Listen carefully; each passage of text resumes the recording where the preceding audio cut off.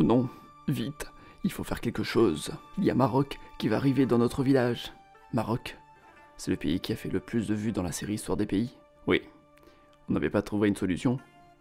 L'Algérie, il y avait qu'elle qui pouvait lutter contre Maroc, essayer de faire plus de vues. Elle n'a pas réussi. Non, voilà Algérie d'ailleurs. Non, j'ai failli à ma mission. Le Maroc reste le numéro 1. Il faut vite trouver quelqu'un pour protéger notre village. Allons dans cette auberge. À ce qui paraît, on y trouve un pays qu'on pourrait payer comme mercenaire pour qu'il protège notre village. Y a quelqu'un? Oui, je suis là. Alors vous cherchez un samouraï? Je ne suis qu'un pauvre ronin. Nous avons tellement besoin de vous.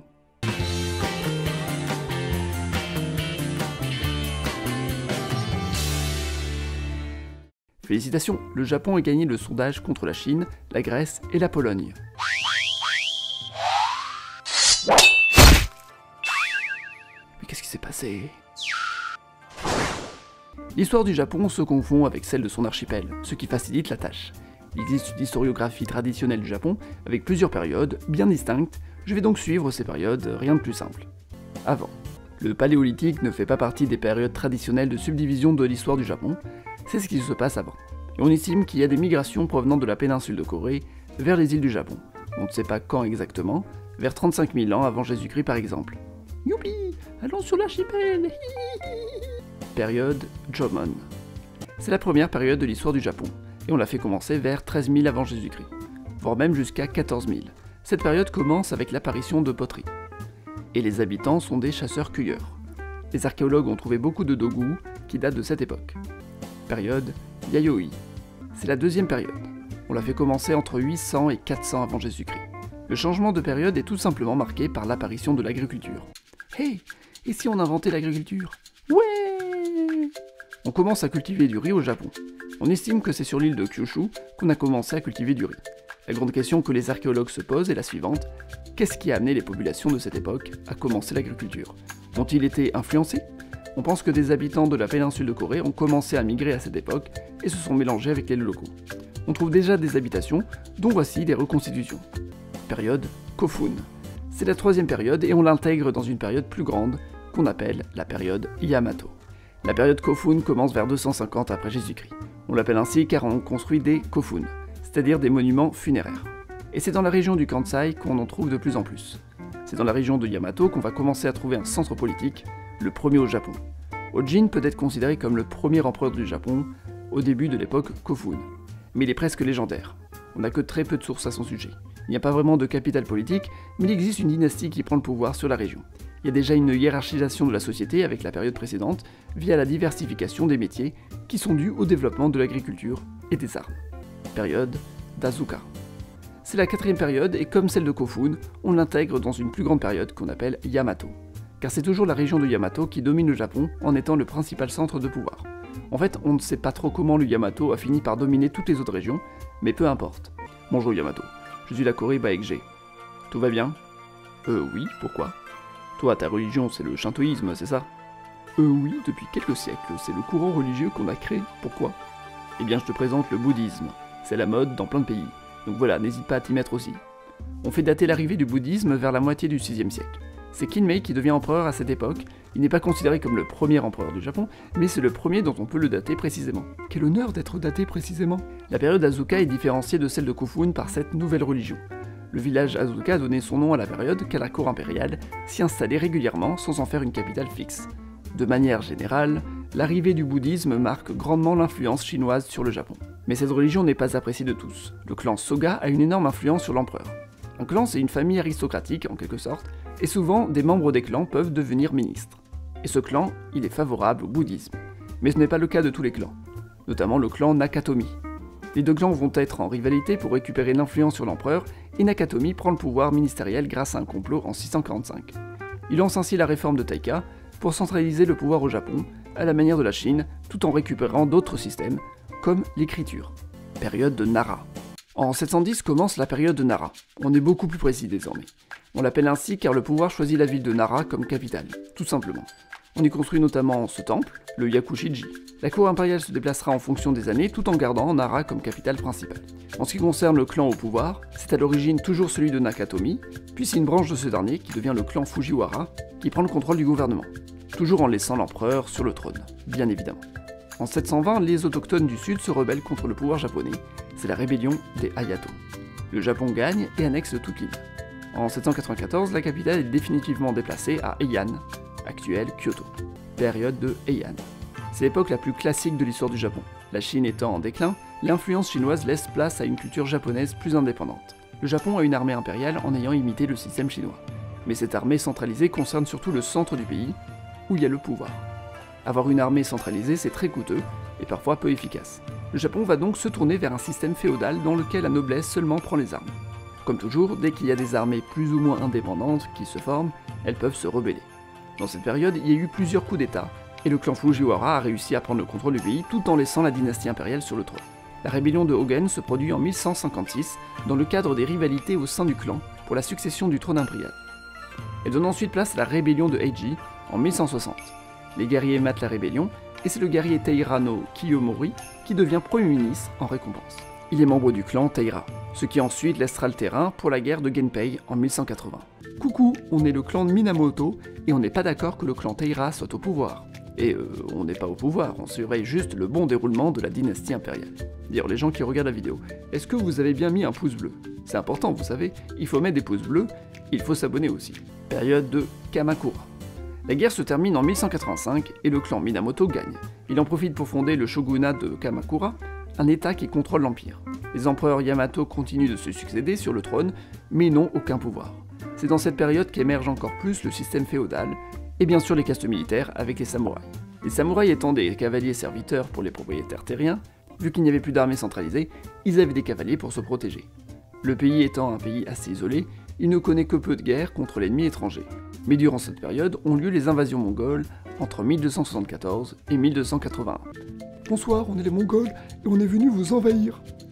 Ah, heureusement il y aura des tsunamis et des typhons qui vont les déstabiliser. Tous ces tsunamis et typhons nous ont déstabilisés, on s'en va. Ah, d'ailleurs entre-temps le chef du clan Minamoto avait épousé la fille du chef du clan Hojo.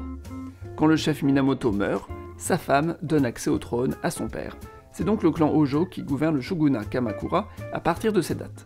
Malgré les victoires contre les Mongols, le shogunat de Kamakura créera des jalousies au sein de la cour qui mèneront à la chute du régime. En effet, il y a des rivalités au sein du clan Hojo, mais aussi face aux autres clans, et qui ont participé à repousser les Mongols.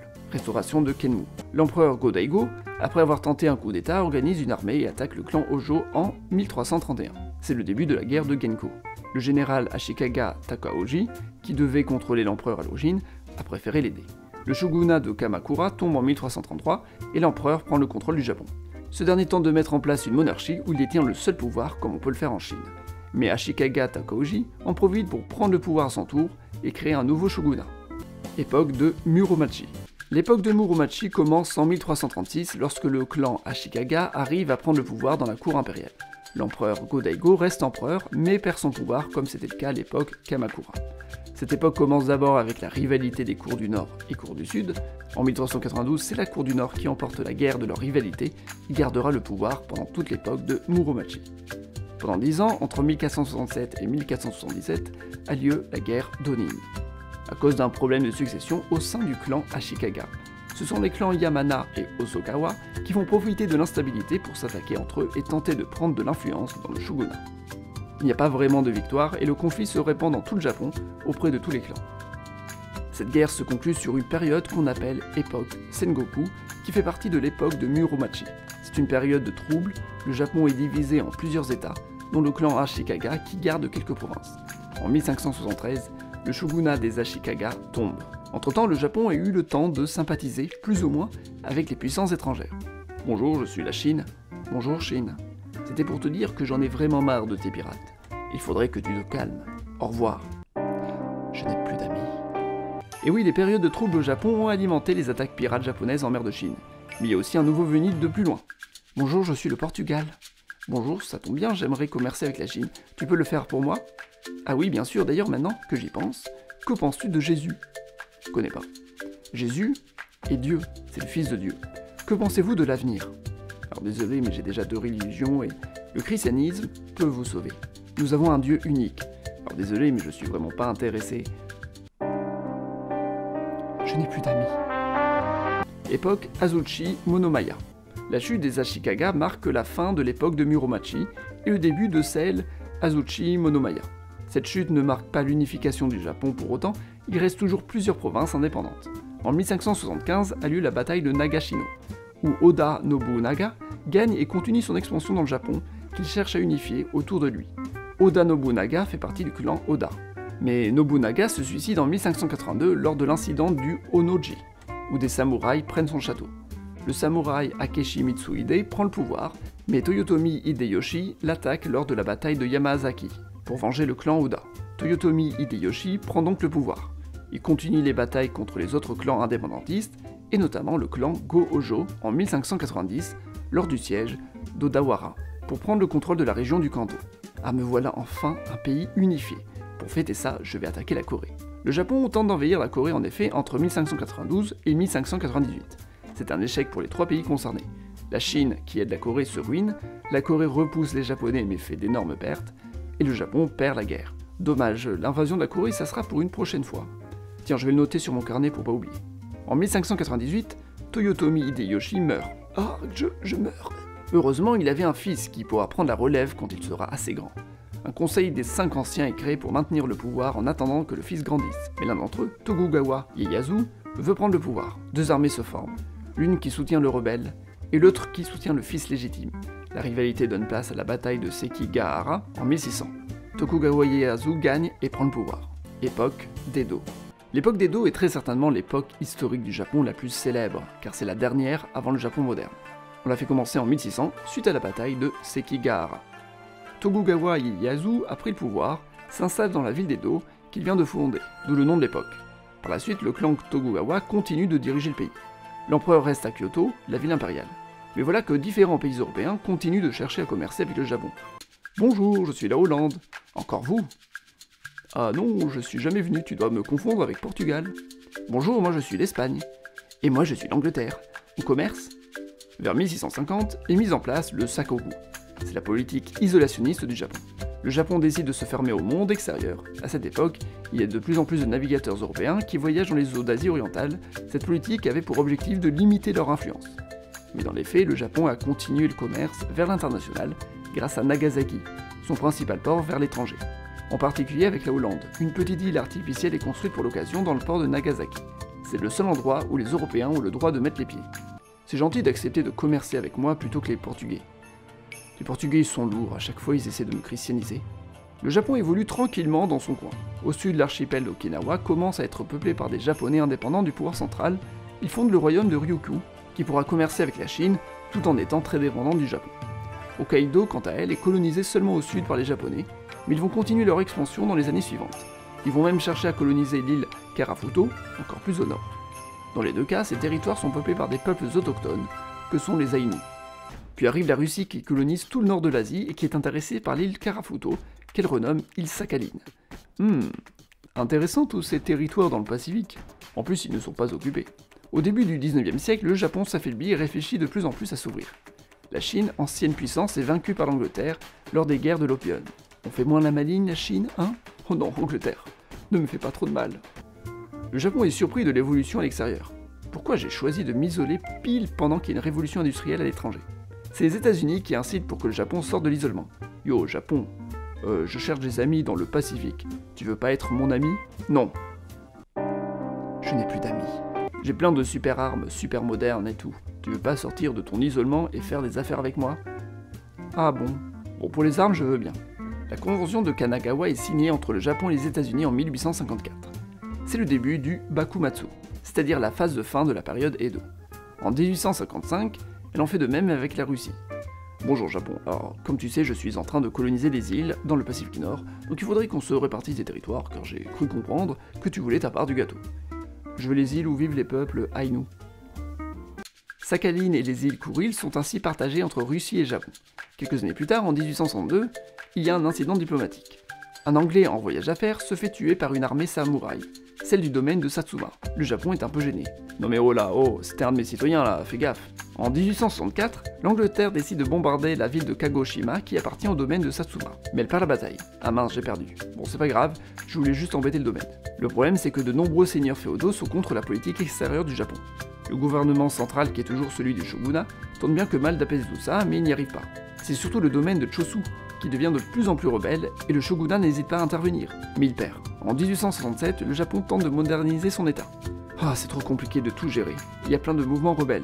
Bonjour, France et Angleterre. Voilà, j'aimerais beaucoup moderniser mes armées, et je pense que vous pourriez m'aider. France en ce qui concerne l'armée terrestre, et Angleterre, l'armée navale. Ouais, pourquoi pas. Le domaine de Satsuma, qui était lui aussi contre le gouvernement japonais, va finalement se rapprocher de l'Angleterre pour être soutenu militairement. En 1868, le Japon, qui est bien aidé militairement par la France, tente de s'en prendre au domaine rebelle. C'est le début de la guerre de Boshin. Les deux domaines rebelles font une alliance et soutiennent l'empereur pour qu'il reprenne son pouvoir face au shogunat. En 1869, c'est accompli. L'empereur prend Edo, qui est renommé Tokyo et qui devient la capitale impériale, à la place de Kyoto. Oh, j'ai changé de gouvernement. Je ne suis plus un shogunat, je suis un empire maintenant. Félicitations Japon. Maintenant nous serons alliés. Empire du Japon. L'Empire du Japon se subdivise en plusieurs ères en fonction des empereurs. Mais il est important de comprendre que le Japon devient un véritable empire une fois que l'empereur prend le pouvoir. La dynastie d'empereurs est celle des Yamato. La même dynastie depuis l'époque Yamato. Le shogunat, quant à lui, disparaît. Après la guerre de Boshin, le gouvernement de Meiji voit le jour et une fonction de Premier ministre est créée en 1885. En 1889, il y a un parlement, puis en 1890, une constitution. Le Japon devient un état moderne qui abandonne son système féodal pour imiter un système européen. Bon, je suis en train de devenir un état moderne maintenant, pas question que je finisse comme la Chine qui est totalement en chute libre. Je vais tenter d'envahir la Corée, tiens. Je vais voir si ça marche cette fois-ci. En 1874, le Japon avait envahi Okinawa, mais ça c'était plutôt aisé. En 1894, le Japon s'intéresse à la Corée. En réalité, le Japon a surtout peur de l'influence chinoise dans la péninsule. La Chine va tout faire pour empêcher cette invasion, et cela entraîne la guerre sino-japonaise. Le Japon gagne et en profite pour faire un traité inégal à la Chine, le traité de Shimonoseki. Même toi, Japon, tu te mets à me faire encore un traité totalement à mon désavantage? Tu croyais que seuls les Européens allaient faire ça? Le Japon prend donc la Corée, mais aussi Taïwan. En 1899 a lieu la révolte des Boxers en Chine qui veulent lutter contre les puissances occidentales. Les puissances occidentales formeront une grande alliance pour lutter contre la Chine. Et le Japon en fera partie. Et ouais, j'en fais partie moi aussi. Enfin en 1904, c'est face à la Russie que le Japon doit faire face. La Corée m'intéresse bien, je l'ai pas encore colonisée, tiens. C'est normal, c'est moi qui l'ai prise. Je vois qu'aucun pays européen n'a pensé à la prendre, donc je pense que c'est libre. Et y a moi, c'est moi qui ai conquis la Corée. Oui mais toi je t'ai pas demandé ton avis. Le Japon gagne contre la Russie. Cette guerre marque un grand tournant puisque pour la première fois depuis la révolution industrielle, une nation non occidentale a vaincu une nation occidentale. Alors c'est pas vrai car moi j'ai quand même perdu contre l'Éthiopie d'ailleurs, donc d'ailleurs pourquoi je m'en vante? Bon j'y vais. Le Japon participe à la Première Guerre mondiale en combattant l'Allemagne. Elle peut en profiter pour récupérer quelques îles. La guerre est terminée, merci Japon pour ta petite aide. Je suis un pays pacifique. Eh oui, il faut. La guerre c'est pas bien. Non, je suis pacifique dans le sens que je veux tout le Pacifique. L'armée japonaise du Guangdong est créée au début du XXe siècle. C'est l'armée japonaise la plus proche de la Chine continentale. En 1931, cette dernière envahit la Mandchourie, puis ensuite, elle tente même d'envahir le reste de la Chine, ce qui entraîne la seconde guerre sino-japonaise. Tout le littoral chinois est annexé par le Japon, laissant l'arrière-pays aux armées chinoises rebelles. C'est pas bien Japon. Ah oui, c'est vrai que j'étais dans la Société des Nations, et que je dois pas annexer d'autres pays. Bon bah tant pis, je m'en fiche. En 1933, le Japon avait donc quitté la Société des Nations, et en 1936, elle fait un pacte avec l'Allemagne, le pacte anti-Comintern. Alors Japon, t'aimes pas les communistes? Non, mais c'est surtout que j'aime pas les Russes. Ils sont puissants et ils sont dans ma zone d'influence. Le but du pacte est d'être ennemi de l'Union soviétique. Si l'un des deux pays est attaqué par l'URSS, l'autre doit l'aider. Le Japon tente aussi en 1939 d'envahir la Mongolie, qui est sous influence russe, mais sans succès. Finalement, en 1940, alors que l'Allemagne est en guerre contre le Royaume-Uni, et la France suite à son invasion dans la Pologne, le Japon et l'Italie décident de créer une véritable alliance. Ouais, maintenant on est amis, on va combattre ces Anglais et Français. J'ai hâte de devenir un véritable pays pacifique. Ouais, je te comprends, la guerre c'est pas la meilleure chose, mais on n'a pas le choix. Moi aussi je voudrais devenir pacifiste. Ah non, moi je disais je voulais juste tout le Pacifique. Ah d'accord, bah ça me rassure. Le Japon occupe l'Indochine française en premier lieu. Son but est de créer une grande sphère d'influence anti-occidentale. En 1941, le gouvernement japonais change avec le général Tojo, qui devient Premier ministre. Il fait attaquer les Hawaï des États-Unis, ce qui marque le début de la guerre du Pacifique. L'Allemagne perd en mai 1945, mais le Japon continue le conflit contre les États-Unis. Japon, ça sert plus à rien. Même l'Allemagne s'avoue vaincue. Je vais tout faire pour rester jusqu'au bout du conflit. Les États-Unis profitent de cette occasion pour lancer 2 bombes atomiques à Hiroshima et Nagasaki. Bon d'accord, j'ai perdu. Ah oui, c'est vrai qu'on était encore en guerre. Tu viens me lancer 2 bombes, bien sûr qu'on était en guerre. Je pensais à l'URSS, mais c'est mon allié, c'est vrai, rien à voir. Le Japon perd, les États-Unis occupent son territoire, les colonies et les îles sont récupérées par différents pays. Comme pour l'Allemagne, les Alliés mettent en place une politique de punition des crimes de guerre. Bon du coup, c'est vous l'empereur le responsable? Ah non, pas du tout, c'est le général Tojo. Mais si tu es un vrai patriote, tu dois protéger ton empereur. Oui, tout est de ma faute. Il sera condamné à mort et l'empereur restera en place, ce qui évidemment créera un terrible malaise au Japon. Après c'est la période de la croissance économique, etc. Mais ça sera pour une vidéo sur l'histoire d'après-guerre. Voilà, c'est terminé, et comme toujours, merci beaucoup pour l'engouement pour cette série de vidéos. On est déjà 180 000 sur la chaîne, n'hésitez pas à vous abonner, c'est toujours un immense soutien. J'ai fait d'autres vidéos sur d'autres pays, vous pouvez aller les voir ou en proposer en commentaire. Pour ceux qui sont sur Twitter, vous pouvez voter aussi en allant sur mon tweet. Le lien est dans la description. Vous vous abonnez à mon compte Twitter, bien sûr, si vous votez, et vous choisissez parmi ces 4 pays. Merci encore.